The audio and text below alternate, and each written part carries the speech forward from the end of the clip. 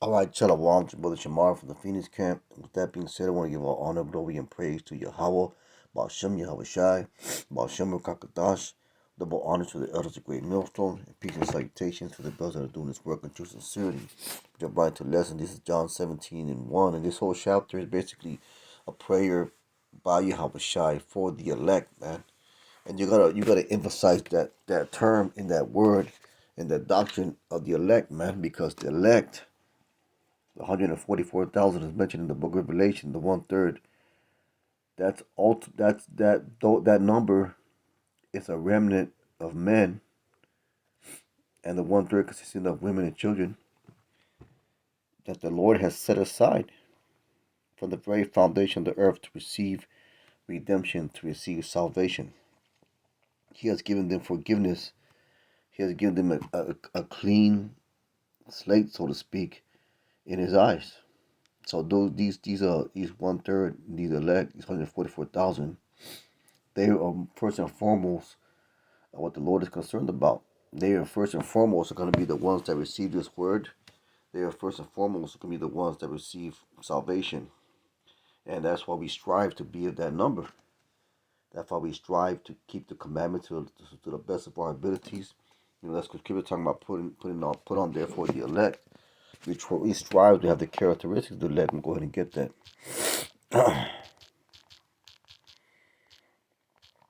see if I can find it. As Colossians 3 and 12 says, put on therefore as the elect of Yahweh, holy and beloved. That word holy means separate, and beloved, bowels of mercies. Let's get that word bowels. Tender mercies of kindness, humbleness of mind, meekness, long suffering, forbearing one another, and forgiving one another. If any man be quarrel against any, Yahweh shall forgive you, so also do ye.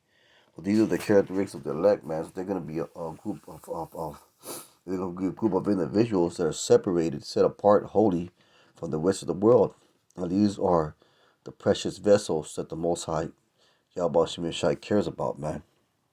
And this whole chapter right here, John 17:9, is first and foremost dealing with the elect. I'm going to run through it a little bit. It says, these words spake Yahweh Shai, lifted up his eyes to heaven and said, Father, the hour is come, glorify thy son also may glorify thee. And what hour was that? The hour of his sacrifice, man. The hour of his sacrificing for the elect. So he was in that mind state, knowing of what he had to do for the elect's sake. And thou hast given him power over all flesh, that he should give eternal life to as many as thou hast given him. And also, because ultimately all nation of Israel will be saved, will be in the right mind, will be proper and right in the eyes of the Father. And this is life eternal, that they may know thee, the only true power, Meshach Yahushua whom thou sent. And that's going to happen when we receive that new covenant, man. That new covenant being in the kingdom, not here in this life. That new covenant being receiving those heavenly, those extraterrestrial bodies. Not in this kingdom right here, but in the kingdom to come. But this kingdom is a carnal kingdom. It's a temporal kingdom. This is Esau's kingdom. And we're not going to receive the new covenant in the midst of Esau, man. We still have these chains of darkness upon us, no matter what anybody says. It says, I have glorified thee on the earth. I finished the work which thou gavest me to do, because he was given a task, and the end of that task was going to be the sacrificing of himself for the elect's sake. And now, O Father, glorify thou me with thine own self, with the glory which I had with thee before the world was, because he existed before the world was. If you read in the book of Genesis, they are part of the powers, the Elohim, the Elohim, which means the power is plural. They and the elect were the ones that created the earth under the blueprint of the Heavenly Father. It says, verse 6, I manifest thy name unto the man which thou gavest me out the world. They're talking about the elect, that they were, and thou gavest to me, and they have kept thy word, because the elect are predestined to be that small remnant, that 7,000 men, or complete number of men, that are not bowed the knee to Baal or to this world system. They're going to be separated from the rest. It says, for I have given unto them the words which thou gavest me. They received them, and have known surely that I came out from thee. They believed thou send me, because Scripture says that the sheep hear his voice and follow him wherever he goes, man. Roughly paraphrasing. So this is talking about the elect. If it was talking about the whole nation of Israel, then the whole nation of Israel will receive this word, and that's very contrary to the truth. That's very contrary to reality, because reality is two-thirds of our people don't want nothing to do with this word, man. So that just proves that they are not the elect. It says all Salakia. It says, I pray for them, I pray not for the world. I pray for them. That's the key right there. I pray for them, I pray not for the world. So he's praying for the elect. He's not praying for the world, which includes the heathen nations. Let's get the word world.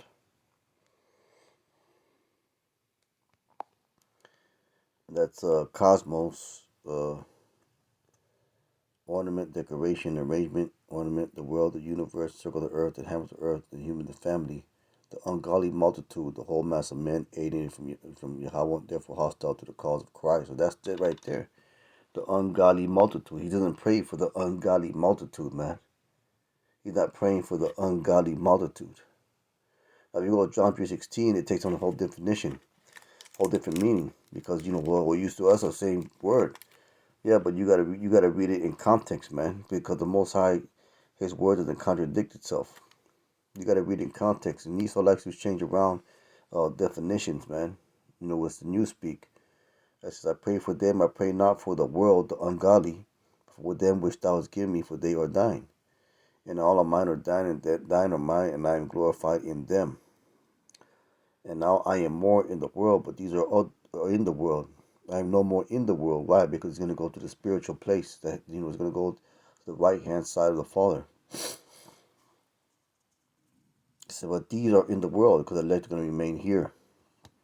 And I come to thee, Holy Father, keep through thine own name thou hast given me, that they may be one as we are, because the elect are going to be in one unified body of Yahweh Shai, man. They're gonna all speak the same doctrine. They're gonna all have the same belief, and they're gonna have the same sincerity and motive and the same faith. They're not gonna be contradictory one towards the other, man. They're not gonna be no unity camps, or one says this and one says that. They're going to be one, in one accord, in one mind, in one thinking.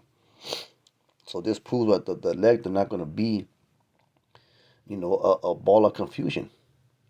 So that throws out the whole idea of a unity camp. So regardless of what these bug outs teach, regardless of what people like to say, it's not according to their opinion, it's according to the word of the Most High. And you got to have the spirit within you to understand these things. You got to have the spirit within you to understand that the Most High is only dealing for the elect. And the word that is being preached is only being preached for the sealing of the elect, man. And that's the office that's given unto the men that are called to do this work, to go out there and seal the elect through the words of this book, and we are just vessels in the process of doing so. And we are willing and hoping that we are the elect, man, that we are part of that number, and we don't even know. We don't even know, but we're hoping for it, man. And only the elect are going to endure the times to come. So we're praying that we are part of that number. But the point of the lesson is this: that the Most High is only dealing with the elect. Let's get Matthew 24 and 31.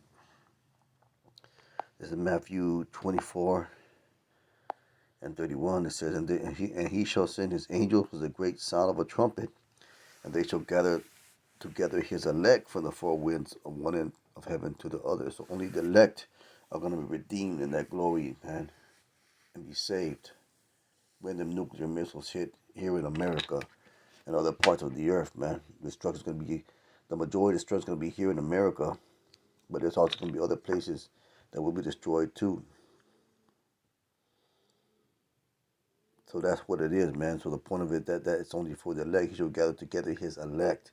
Let's get the word elect. It says chosen ones. And you chosen ones, when they were chosen by the Most High Himself. It had nothing to do with free will. It had nothing to do with your decision to come to the Most High, to come to so-called God, come to God. So that give your life to Jesus doctrine, that goes right out the window. Because the scripture is talking about elect, it's talking about chosen ones, The song about Yahweh Shai praying only for the elect. I pray for them, not for the world. You know? And you gotta understand these deep dark mysteries. You know, and that's why scoffers like to scoff and scorn and make up their own doctrine when the truth is plainly and clearly in front of you. So I'm gonna get a Mark to lock at 15:20. Mark 15 and 20. And it says, and when they that ain't it to lock. This is Mark 13:20. This almost started verse 20. It says, and except that the Lord has shortened those days, no flesh shall be saved. Why? Because the devil's going to come down a great wrath, using his power of the sword, to get down, man, to get down on this new world order. It says, but for the elect's sake, whom he has chosen the days. He has chosen, so the elect are chosen. That's the point I want to get. The elect are chosen. Let's get the word chosen. To pick out the shoes, to pick your shoes for oneself, choosing one out of many. That's why Scripture talks, many are called, but few are chosen, right? That's why it's talking about the straight gate, man. Few there be that find it, man. So that's why the majority of people, they won't agree with this, what we call the truth, this doctrine. That's why you got a lot of scoffers and scorners, even among Israel, towards this doctrine, man. There's a lot of offsets of what they call the one Westers or the truth, but they have uh, these bugged out doctrines, and that's why the Lord is revealing them, because the elect are going to be protected from these false teachings. Let's get it, Romans 11 and 5. This is Romans 11 and 5, and it says, even so at this present time, also there is a remnant according to the election of grace. And that remnant speaks of the elect, man. It says a remnant. So, so let's get a different definition. Let's see what this is here. That's a remnant, a small remaining quantity of something. So that's basically a small number. So there, since woman back against Romans 11 5, even so that at this present time, also there is a remnant according to the election of grace. It is all through grace and not by our own works, even though we're told to do works. And part of our work is keeping the commandments, And if by grace, then it's by no more works. Otherwise, grace is no more grace. But if it be works, then it is no more grace. Otherwise, work is no more work. In verse 7, what then Israel has not obtained, that which he seeketh for the election, the chosen ones, has obtained it, and the rest were blinded. So the elect are the only ones that are gonna receive this word, and because this is the only way you can receive salvation, is by being sealed by this word. And the majority of people, the rest, were blinded, or not going to be able to understand or receive this word because they were blinded, hardened. They were hardened against belief in this truth. He hardens who he will, man. So you got to understand the doctrine of the elect. You got to understand the Lord is not coming to save everybody, man. He's not come. There's not going to be no rapture of Christian believers. That's a completely false doctrine. What it's going to be is the Most High coming with great judgment to save his elect, man. And with that being said, it's a real quick lesson.